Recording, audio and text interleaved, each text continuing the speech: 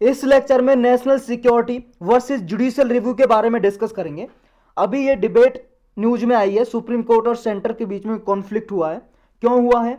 क्योंकि देखो, supreme court ने कहा है, कुछ ऑब्जर्वेशन करी है कि जुडिशियल रिव्यू की एप्लीकेबिलिटी क्या है नेशनल सिक्योरिटी के मामले में, कि कैसे नेशनल सिक्योरिटी के टाइम पे जुडिशियल रिव्यू किया जा सकता है या नहीं किया जा सकता। इशू क्या है, अभी क्यों न्यूज में आया ये इशू? ये है कि कोर्ट ने रेस्पॉन्स मांगा था सेंट्रल गवर्नमेंट से, तो सेंट्रल गवर्नमेंट की तरफ से सॉलिसिटर जनरल ने सबमिशन किया रेस्पॉन्स पेगासस स्नूपिंग केस में। ये पेगासस स्नूपिंग का मतलब है, स्नूपिंग का मतलब जांच करना, एक तरह से स्पाई, जासूसी करना। ये जासूसी का केस है। पेगासस एक सॉफ्टवेयर है, ये इजराइल की एक कंपनी है एनएसओ ग्रुप, उसने सॉफ्टवेयर बनाया था और ये डिफरेंट गवर्नमेंट को, देश की गवर्नमेंट को, सरकार को बेचती है सॉफ्टवेयर, ताकि वो क्राइम से लड़ने के लिए सॉफ्टवेयर का यूज कर सके। इस सॉफ्टवेयर के जरिए जासूसी कर सकते हैं, किसी के फोन में, कंप्यूटर में भेज के, इवन उसके मोबाइल का जो कैमरा भी यूज कर सकते हैं, भले उसके मोबाइल में कैमरा नहीं चल रहा है तो वहां पे आसपास क्या है देखने के लिए, और क्या बात चल रही है उसके माइक्रोफोन के जरिए, जिसने हैक किया है गवर्नमेंट ने या किसी ने भी, वो इस सॉफ्टवेयर के जरिए देख सकते हैं। बहुत ही महंगा सॉफ्टवेयर है भाई साहब, बहुत ही करोड़ों कीमत में ये बेचती है ये कंपनी एनएसओ ग्रुप। इसने कुछ डेटा रिलीज किया था, उसमें कहा था कि हमने ये इंडिया को भी बेचा है। और कुछ न्यूज आई थी, आपने देखा होगा कि बहुत सारे फेमस ऐसे पॉलिटिशियन हैं या जर्नलिस्ट, पत्रकार हैं जिनका फोन टेपिंग की गई और उनके जासूसी की उनके बारे में। जैसे राहुल गांधी का नाम भी आया कि गवर्नमेंट ने राहुल गांधी के फोन वगैरह की जासूसी की है, और भी कई सारे पत्रकार हैं उनके नाम आया था। तो गवर्नमेंट ने ये सारा डेटा अभी रिलीज नहीं किया कि किस तरह से हैकिंग की है, किसकी की है, पूरी डिटेल नहीं दी है। सुप्रीम कोर्ट ने डिटेल मांगी थी, लेकिन सरकार ने हवाला दे दिया किसका? नेशनल सिक्योरिटी का। वो आगे डिटेल में अभी डिस्कस करेंगे। गवर्नमेंट ने देखो रिफ्यूज कर दिया, मना कर दिया कोर्ट को कि भाई साहब हम डिटेल्ड एफिडेविट फाइल नहीं कर सकते। क्योंकि क्यों नहीं कर सकते? ये फैक्ट दिया है कि देखो, हम अगर कुछ फैक्ट डिस्क्लोज करेंगे, पब्लिक में रखेंगे, बताएंगे, तो ये हमारी नेशनल सिक्योरिटी और नेशन के डिफेंस को खतरा पहुंचा सकता है, अफेक्ट कर सकता है, हमारी राष्ट्रीय सुरक्षा को और रक्षा को ये प्रभावित कर सकता है। कोर्ट ने क्या बोला फिर? सेंट्रल गवर्नमेंट ने तो बोल दिया कि नेशनल सिक्योरिटी को, राष्ट्रीय सुरक्षा को खतरा पहुंचा सकता है अगर हम कुछ फैक्ट, डेटा हम रिलीज करेंगे पब्लिक में। कोर्ट ने बोला है ये, देखो भाई साहब, state can not secret from the court merely on the boggy of national security. ये कहा है कि आप नेशनल सिक्योरिटी का बार बार नाम लेके ये कोर्ट से छुपा नहीं सकते जानकारी, कि आप ये एक्सपेक्ट नहीं कर सकते कि नेशनल सिक्योरिटी का नाम लेके सिर्फ कोर्ट बैठा बैठा देखता रहे, गूंगों की तरह म्यूट स्पेक्टेटर नहीं बन सकता, कि आप बैठ के, चुप बैठ के देख नहीं सकता कोर्ट कि आपने नाम ले दिया कि नेशनल सिक्योरिटी के कारण हम डिस्क्लोज नहीं कर सकते। ये क्या है कि आप एविडेंस दो, प्रूव करो, आप एविडेंस दो हमें। एविडेंस का मतलब है प्रूफ, सबूत दो, और ये प्रूव करो, साबित करो कि इंफॉर्मेशन जब आप डिस्क्लोज करोगे, जो भी कोर्ट ने मांगी है वो कोर्ट को अगर डिस्क्लोज करोगे तो उससे नेशनल सिक्योरिटी को खतरा कैसे होगा, ये इंफॉर्मेशन भी दो हमें। आपने सिर्फ नाम ले दिया नेशनल सिक्योरिटी का और आपने इंफॉर्मेशन नहीं दी, तो ये नहीं चलेगा। आप ये बताओ कि आपके इंफॉर्मेशन डिस्क्लोज करने से, बताने से ओपनली कैसे राष्ट्रीय सुरक्षा को खतरा पहुंचेगा, ये हमें बताइए। कोर्ट ने ये जवाब मंगाया। तो नेशनल सिक्योरिटी देखो कि ऐसा नहीं हो सकता कि आपने सिर्फ नेशनल सिक्योरिटी का नाम दर्ज कर दिया और जुडिशरी इससे अलग हट जाए केस से, और आपने बस मेंशन कर दिया नेशनल सिक्योरिटी का नाम और जुडिशरी कुछ ना करे। जुडिशरी मतलब कोर्ट वगैरह कुछ ना करें, सुप्रीम कोर्ट, हाई कोर्ट कुछ ना करें, तो इसका इंप्लीकेशन क्या होगा? क्या भाई साहब इससे प्रभाव पड़ेंगे? क्या इससे संकेत दे रहा है?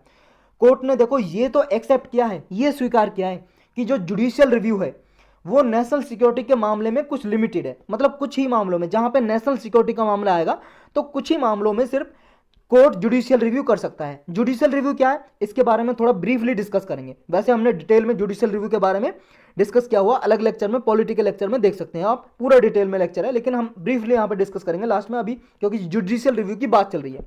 तो कोर्ट ने यह बोला है कि जब भी मान लो कोई सरकार कानून बनाती है, अमेंडमेंट करती है, संशोधन करती है हमारे संविधान में, तो उसका देख सकती है कि हमारे संविधान के अनुसार है या नहीं है कोर्ट, उसी को बोलते हैं जुडिशियल रिव्यू। तो जुडिशियल रिव्यू देखो, नेशनल सिक्योरिटी की जहां बात आई वहां पे लिमिटेड है, वहां पे कुछ ही मामलों में जुडिशियल रिव्यू एक्ट को, कानून को, अमेंडमेंट को देख सकती है कोर्ट, छानबीन कर सकती है, ये लिमिटेड है, ऐसा कोर्ट ने स्वीकार किया, एक्सेप्ट किया। लेकिन हाउएवर ये कहा है कोर्ट ने देखो कि सिर्फ आपको ये लाइसेंस नहीं मिल गया, गवर्नमेंट को ये लाइसेंस नहीं देता है कि आप जुडिशियल रिव्यू क्या है कि आप सिर्फ नेशनल सिक्योरिटी का नाम लेके और आप इंफॉर्मेशन भी ना दो। ये कहा है कि गवर्नमेंट क्या है कि प्रोहिबिट नहीं कर सकती, अपने आप को अलग नहीं कर सकती जुडिशियल रिव्यू से। सिर्फ ये लाइसेंस नहीं मिल जाता है नेशनल सिक्योरिटी का नाम लेके, कि आपने सिर्फ नेशनल सिक्योरिटी का नाम लिया और अब क्या है स्टेट को, कोर्ट को कोई जानकारी नहीं देनी पड़ेगी। स्टेट का मतलब यहाँ पे गवर्नमेंट है, सरकार, अपना राष्ट्र है, मतलब कोई भी जानकारी नहीं देनी पड़ेगी आपको, सरकार को, कोर्ट को। और कोर्ट क्या है, सिर्फ म्यूट स्पेक्टेटर, सिर्फ देखता रहेगा चुप बैठ के, ऐसा नहीं हो सकता। तो ये जुडिशियल रिव्यू क्या है, थोड़ा ब्रीफली डिस्कस कर लेते हैं। ये पावर है जुडिशियरी की, किस किस की, हाई कोर्ट की और सुप्रीम कोर्ट की। ये पावर है कि कोई भी सरकार ने कोई एक्ट बनाया, कानून, या कोई लेजिस्लेटिव ऑर्डर पास किया है एग्जीक्यूटिव ने, एग्जीक्यूटिव का मतलब गवर्नमेंट ने कोई पास किया, या पार्लियामेंट ने कोई लॉ बनाया है, या संविधान में कोई संशोधन किया है, तो इस केस में जुडिशियल रिव्यू किया जा सकता है, उसकी छानबीन किया जा सकती है, रिव्यू किया जा सकता है उस एक्ट को, कि कोर्ट ये दे सकती है कि हमारे संविधान के अनुसार ये कानून बना है या नहीं बना है, हमारा संविधान ये परमिशन देता है इस अमेंडमेंट संशोधन करने की या नहीं देता है, ये देख सकता है। यानी कि उसकी कॉन्स्टिट्यूशनल वैलिडिटी देख सकता है कि जिस भी पर्सन ने मान लो चैलेंज किया है, इसलिए नाम पे करते हैं कि कॉन्स्टिट्यूशनल वैलिडिटी है उसकी या नहीं है। या कोर्ट अपने आप स्यूमोटो भी देख सकता है कि ये हमारे संविधान के अनुसार है या नहीं है। तो ये पावर है जुडिशियल रिव्यू की कोर्ट के पास। तो जुडिशियल रिव्यू अभी प्रेजेंटली इंडिया में कहां से पावर लेती है कोर्ट? कोर्ट लेती है आर्टिकल 13 से और 32 से, आर्टिकल 136 से, आर्टिकल 142 और 147 से। ये सुप्रीम कोर्ट पावर लेती है इन आर्टिकल से। और इसमें देखो जो पावर है जुडिशियल रिव्यू की, ये फंडामेंटल राइट्स जो हमारे पार्ट 3 में, हमारे संविधान का जो पार्ट 3 है, उस पार्ट 3 में जो हमारे फंडामेंटल राइट, मौलिक अधिकार दिए गए हैं, आर्टिकल 12 से लेकर हमारे 35 तक, इन अधिकारों को प्रोटेक्ट करने के लिए जुडिशियल रिव्यू की पावर कोर्ट एक्सरसाइज करता है। आर्टिकल 13 ये बोलता है हमारे संविधान का कि पार्लियामेंट हो या स्टेट लेजिस्लेचर हो, यानी कि विधानसभा हो या फिर पार्लियामेंट हो, संसद, उस पर यह रोक लगाता है संविधान कानून कि ऐसा कोई कानून नहीं बनाएगा पार्लियामेंट या स्टेट लेजिस्लेचर जो फंडामेंटल राइट्स को अलग कर दे, यानी कि फंडामेंटल राइट्स को वॉयलेट करे, उल्लंघन करे, हमारे सिटीजन के जो मौलिक अधिकार मिले हों उनका उल्लंघन करे। ऐसा कोई भी कानून नहीं बना सकता पार्लियामेंट और न ही स्टेट लेजिस्लेचर। दूसरा, इस आर्टिकल में एक ये प्रोविजन भी है कि ये देखो, कोई भी कानून जो डेरोगेटरी है फंडामेंटल राइट के या फंडामेंटल राइट से अलग है, मतलब उनके कंसिस्टेंस नहीं है, इनकंसिस्टेंस है फंडामेंटल राइट के, तो वो वॉइड हो जाएगा। वॉइड का मतलब कैंसिल हो जाएगा, रद्द हो जाएगा, वो लॉ नहीं चल सकता हमारे देश में। तो एक टर्म आती है जुडिशियल रिस्ट्रेंट और जुडिशियल एक्टिविज्म। ये क्या है? देखो, जुडिशियल रिस्ट्रेंट का मतलब यह है, रिस्ट्रेंट का मतलब होता है एक तरह से रोकना, रुकावट, और एक्टिविज्म का मतलब है एक तरह से जो सरकार का काम है, सरकार नहीं कर पा रही है, तो उस टाइम पे जुडिशरी इंटरवीन करती है, इंटरफेयर करती है, और वो गवर्नमेंट को ऑर्डर दे सकती है, आदेश दे सकती है कि भाई साहब आप ये करो, आपने ये अभी नहीं किया है। कैसे, वो अभी जाने के एग्जाम्पल के हिसाब से।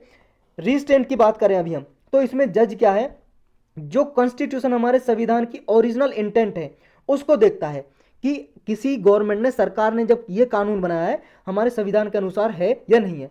लेकिन इसमें यह है कि जब, जैसे रिस्टेंट में तो ये देखा कि जब हमारे कॉन्स्टिट्यूएंट असेंबली ने संविधान बनाया उसकी इंटेंट ये थी, जो अभी कानून, जैसे अभी गवर्नमेंट ने कोई कानून बनाया तो संविधान के हिसाब से है या नहीं है, वो ये देखेगा रिस्टेंट, यानी कि देखेगा संविधान से बाहर तो नहीं है। लेकिन एक्टिविज्म में ये है कि फ्रेमर, जो हमारे संविधान बनाया था जिन्होंने, उनकी जो इंटेंट थी उससे बियॉन्ड भी देख सकता है। अगर पब्लिक इंटरेस्ट के लिए है, लोगों की भलाई के लिए है, तो इसमें आदेश दे सकता है सुप्रीम कोर्ट की भाई साहब आप ये कानून लेके आओ और ये डायरेक्शन मतलब फॉलो करो ताकि लोगों की भलाई हो, वेलफेयर हो।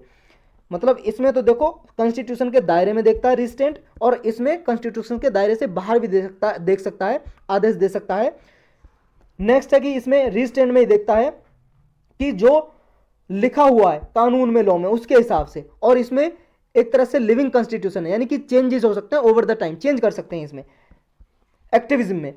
और इसमें देखो जो प्रेसिडेंट है, यानी कि जो पहले से पूर्व निर्णय लिए जा चुके हैं, यानी कि ऑलरेडी बने हुए हैं, उनके हिसाब से गवर्नमेंट काम कर रही है नहीं, ये देखा जाता है जुडिशियल रिस्ट्रेंट में। और जब जुडिशियल एक्टिविज्म के हिसाब से जुडिशरी आदेश देती है, ऑर्डर देती है, उसमें ये देखा जाता है कि एक्टिव एक्शन नेसेसरी है या नहीं है, इस टाइम पे अप्रोप्रिएट है या नहीं है। मतलब अगर भले ही संविधान के हिसाब से अगर इस टाइम पे उसकी कोई मतलब जरूरत नहीं है तो उसको भी रद्द कर सकता है इसमें। और इसमें देखो जो कॉन्स्टिट्यूशन में चेंजेस किए हैं वो केवल अमेंडमेंट के प्रोसेस के थ्रू ही किए जा सकते हैं। और इसमें क्या है, इंटरप्रेट किया जा सकता है। अगर संविधान में नहीं लिखा हुआ है, अगर उसका कोई और मतलब निकल रहा है, तो इसमें जुडिशियल एक्टिविज्म के थ्रू इंटरप्रेट यानी कि कोई और अर्थ भी निकाल सकता है जो पब्लिक इंटरेस्ट में हो कोर्ट। जुडिशियल एक्टिविज्म का देखो मोस्ट इंपोर्टेंट एक एग्जांपल है 2010 का।